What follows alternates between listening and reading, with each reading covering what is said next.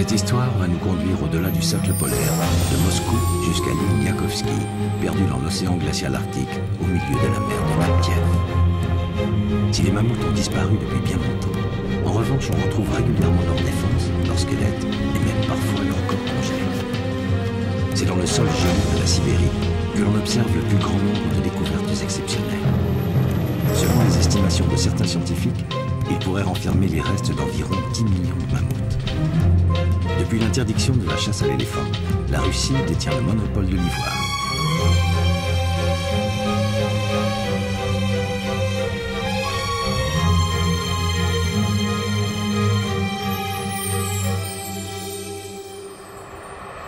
À 6000 km des sites de recherche du Grand Nord, Nikolaï commercialise depuis la capitale russe l'ivoire de mammouth.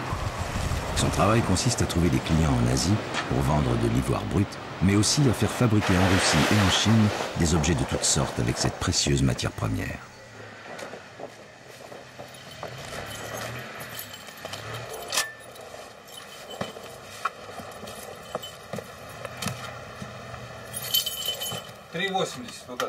Ces défenses mesurent 3,80 m. Elles pèsent 100 kg. Son prix est de 250 à 300 $ le kilo. L'extrémité de celle-ci dépassait à l'air libre, et avec l'érosion, il a commencé à se désagréger et à s'effriter.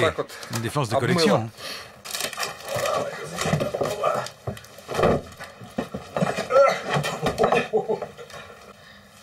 Cette défense vaut environ 1000 $.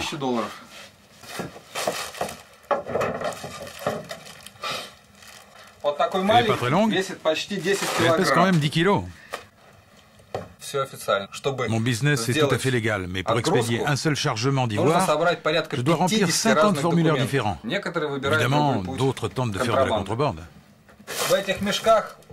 Dans ces sacs, il y a pratiquement plus d'1 tonne de fragments d'ivoire, de toutes les qualités. Ce business n'est pas simple. Mais nous travaillons avec l'ivoire de mammouth pour sauvegarder les éléphants d'Afrique. Il y a 2 semaines, une défense a été découverte le long de la côte. L'érosion a fait son travail. Il est maintenant possible de la libérer totalement de sa gangue de glace et de boue.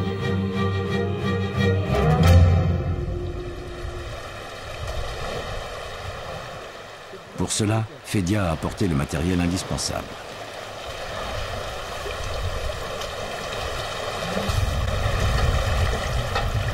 À cette phase de l'extraction, une motopompe va permettre d'envoyer de l'eau de mer sous pression pour faire fondre la glace qui emprisonne la défense.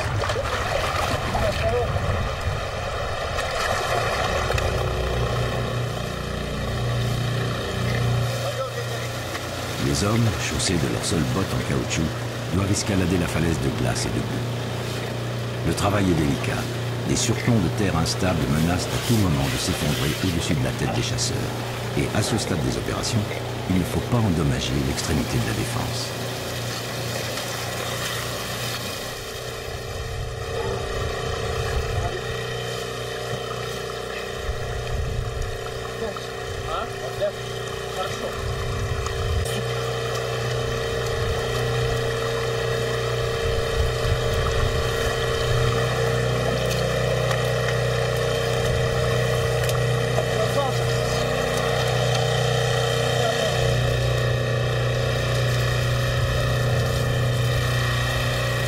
Arrosée d'eau et nettoyée, la défense laisse apparaître sa superbe couleur.